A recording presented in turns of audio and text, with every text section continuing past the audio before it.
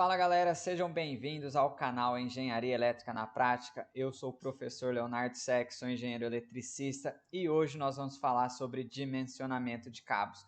Como fazer o dimensionamento de cabos quando eu vou fazer uma instalação elétrica aparente, eu vou passar eletrodutos galvanizados aparentes ou as instalações elétricas estilo industrial que estão sendo muito comuns nas lojas comerciais hoje em dia.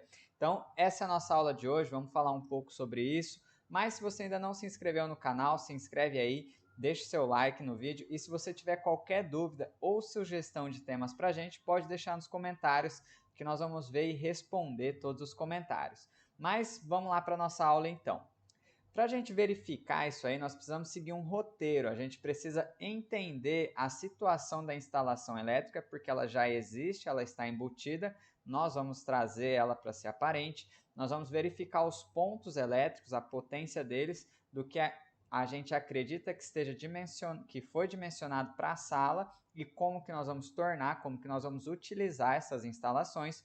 Por quê? Porque eu não tenho o projeto elétrico da sala, isso não foi disponibilizado. Então a gente faz uma estimativa analisando a situação real.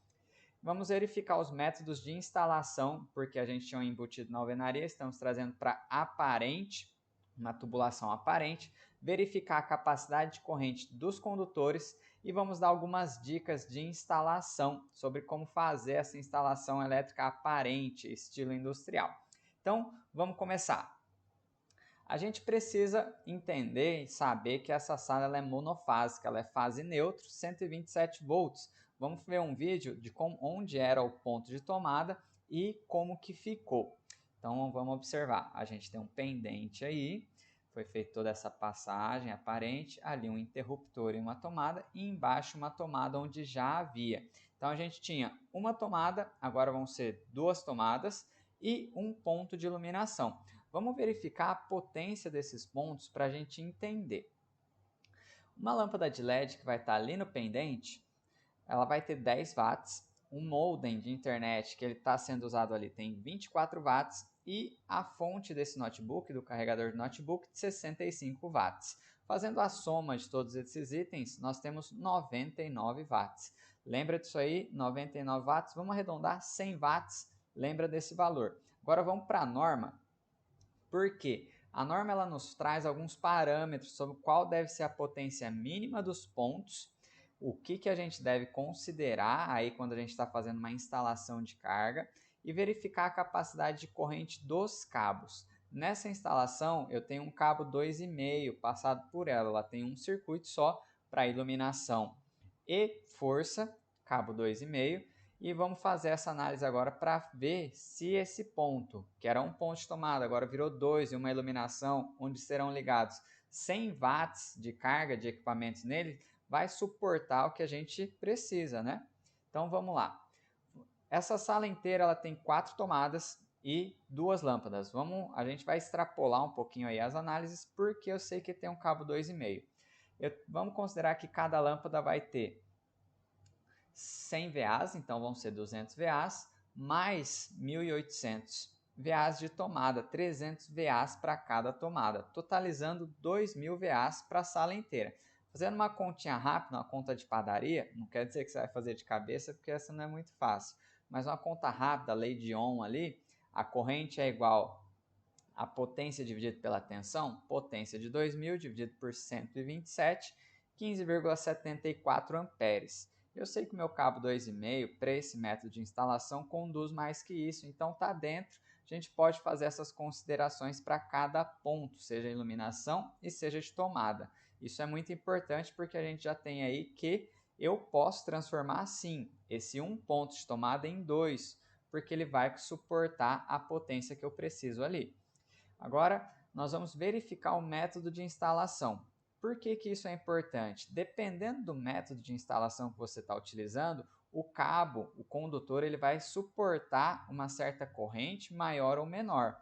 A gente tem vários métodos, mais de 40 na NBR 5410, mas para essa situação nós vamos utilizar o método 3 e o método 7. O método 3 ele é um método de uma instalação elétrica aparente em um condutor aparente. E o método 7 ele é um um método onde está inserido em seção circular embutido na alvenaria. Vamos dar um zoom aqui para a gente visualizar melhor. Como que seria? Esse aqui é o mais convencional das residências, né? Faz um rasgo na parede, passa o eletroduto. E aqui a gente tem uma tubulação aparente, ó, de eletroduto galvanizado, as caixinhas de tomada.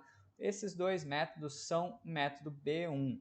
Isso é importante porque se houvesse divergência entre esses dois métodos, a gente precisaria pegar o pior caso e analisar. Por que o pior caso?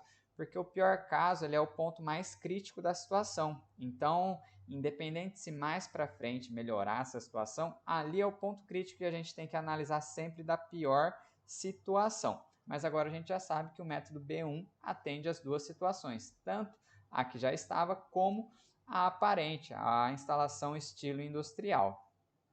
A gente tem agora a tabela 36, ela fala sobre a capacidade de corrente para esses métodos.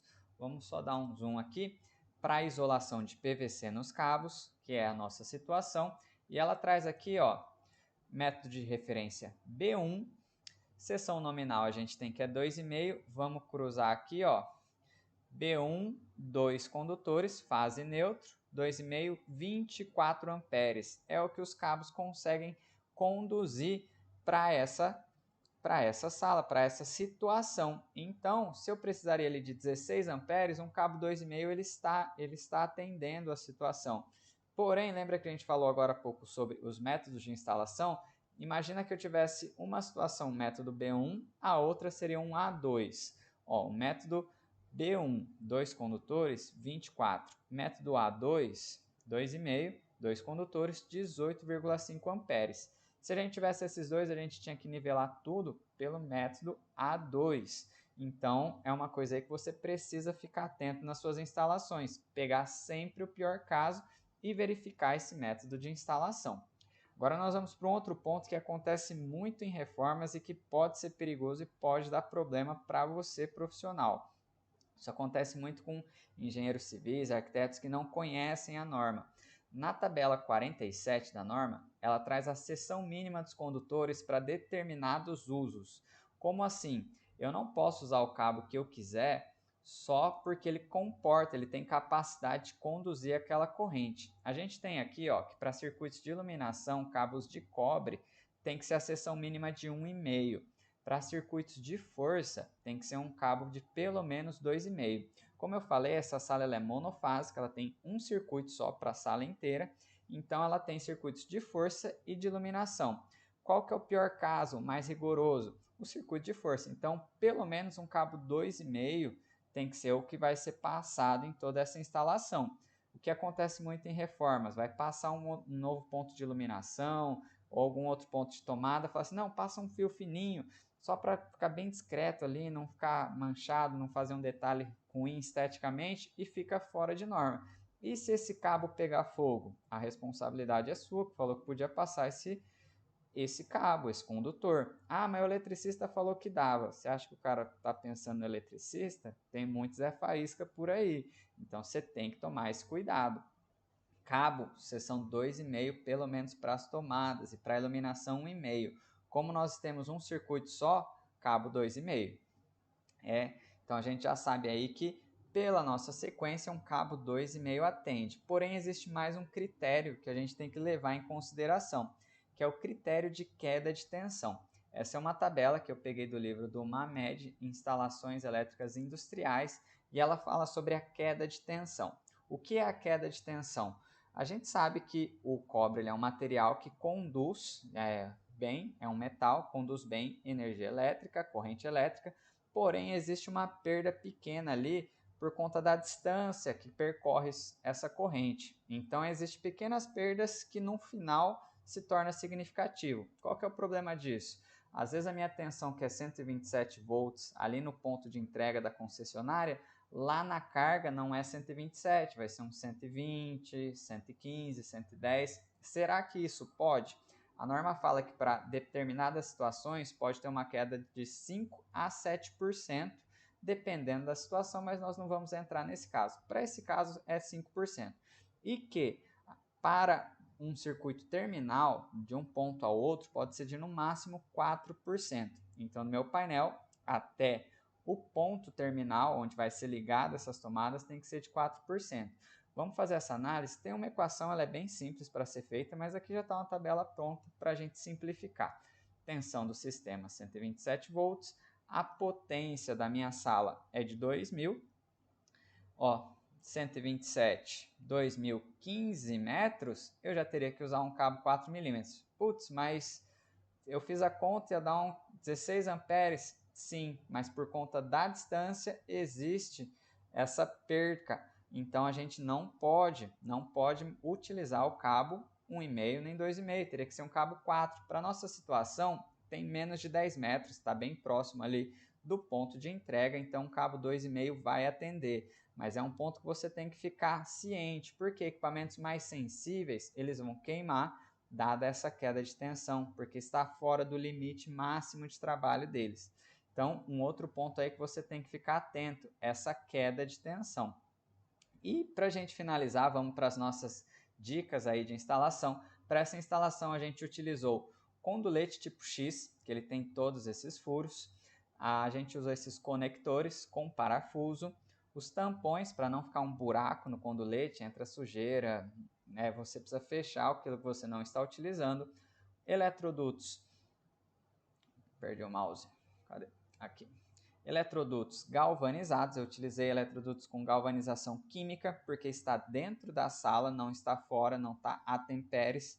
Por que isso é importante? Se tivesse lá fora, você tem que utilizar a galvanização a fogo e pede o certificado, porque senão em 4, 5 anos isso enferruja. Como está dentro das instalações, a galvanização química ela já atende, não vai ter problema. Claro que vai ter problemas futuros, mas num prazo maior. A temperes ela degrada mais rapidamente. Utilizei para fixar na parede conector tipo chaveta, é um que eu prefiro utilizar, luvas de emenda com parafuso também e uma curva 90 graus que a gente viu ali no pendente. Eu prefiro utilizar assim, fica melhor esteticamente, mas existem variações também. Então, essa é a nossa aula de hoje, espero que vocês tenham gostado. Lembra sempre, você vai fazer uma reforma, vai fazer uma alteração, você precisa verificar isso aí, porque instalações elétricas elas são necessárias em todo lugar, a gente precisa de energia elétrica, porém, se ela não for feita da maneira correta, ela é um grande risco à vida, risco de incêndio, risco de danificar equipamentos. Então, você que está sendo responsável da obra, precisa verificar esses pontos. Essa é a nossa aula de hoje. Se você gostou, deixa o like aí de novo, envia para alguém essa aula e até a próxima.